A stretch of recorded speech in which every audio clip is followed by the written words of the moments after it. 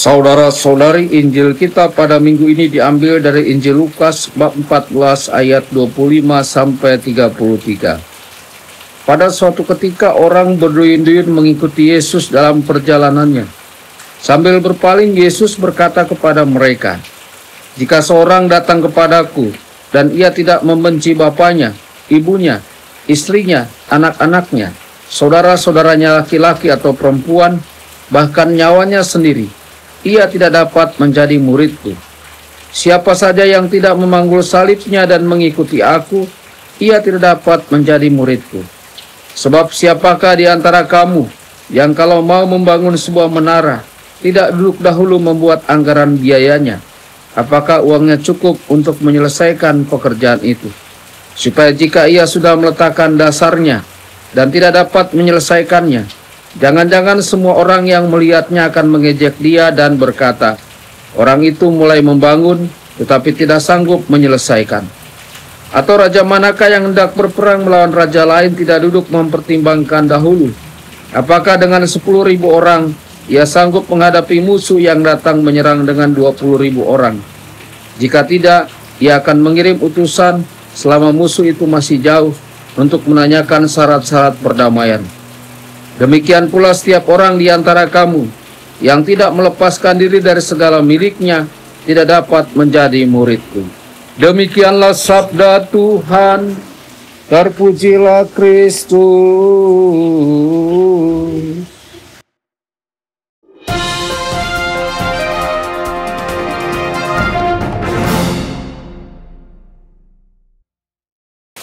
Dalam nama Bapa dan Putra dan Roh Kudus. Amin. Saudara dan saudari terkasih dimanapun Anda berada, jumpa lagi dengan saya Romo Tedens dalam saluran Warta Kabar Sukacita. Semoga Anda semua dimanapun berada senantiasa dalam keadaan sehat dan bahagia. Saudara-saudari, Yesus berkata, "Barang siapa tidak memikul salibnya dan mengikut aku, ia tidak dapat menjadi muridku." Perkataan ini begitu tajam bagi telinga kita zaman kini, bahkan bagi pendengar Yahudi di zamannya. Ucapan ini terdengar mengejutkan, bahkan menakutkan. Yesus tidak menjanjikan kenyamanan, popularitas, atau keamanan kepada para pengikutnya. Sebaliknya, ia mempersiapkan mereka untuk suatu perjalanan iman yang menuntut seluruh hidup, penyangkalan diri, penderitaan, dan pengorbanan. Namun justru di dalam panggilan ini terkandung penghiburan terbesar. Mengapa? Karena Yesus tidak meminta dari kita sesuatu yang tidak lebih dulu ia jalani sendiri. Ia lebih dulu memikul salib. Ia lebih dulu melepaskan segalanya, kenyamanan, keluarga, bahkan nyawanya demi kasihnya kepada kita. Saudara-saudari, hari ini Injil memberi kita tantangan sekaligus undangan. Apakah kita sungguh ingin menjadi murid Yesus? Menjadi murid Yesus bukan sekedar ikut misa, mengenakan kalung salib, atau bersedekah sesekali. Menjadi murid Yesus adalah menjadikan Dia pusat dan tujuan hidup kita. Itu berarti rela kehilangan segalanya, termasuk hal-hal yang kita cintai, jika itu menghalangi kita untuk mengasihi dan mengikuti Kristus.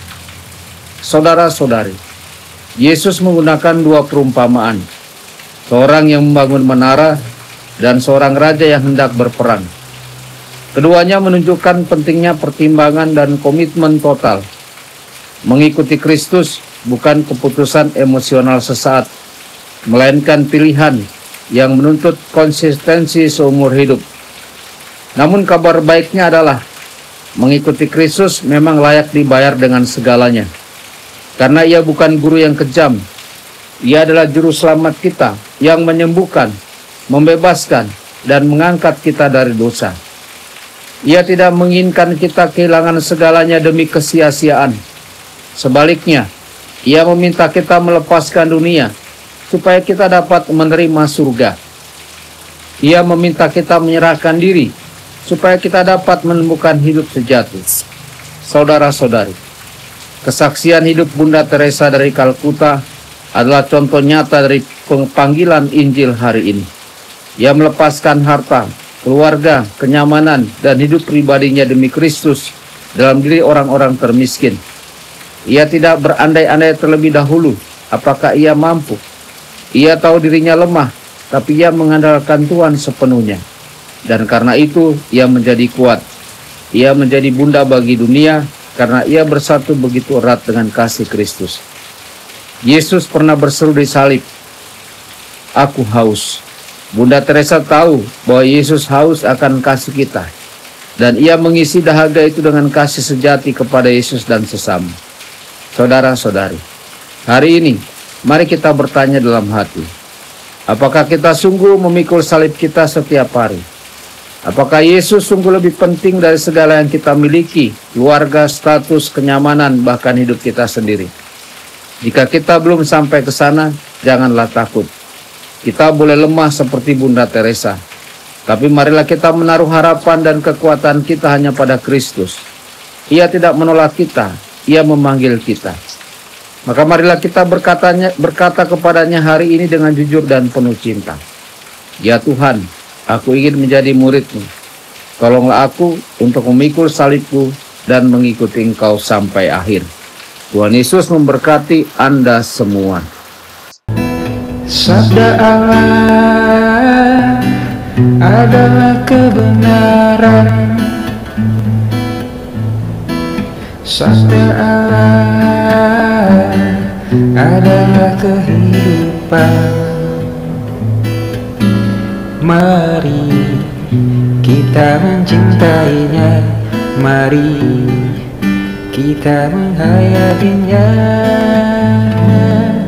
Ya Tuhan yang ku muliakan, sabda-Mu angkat resahku.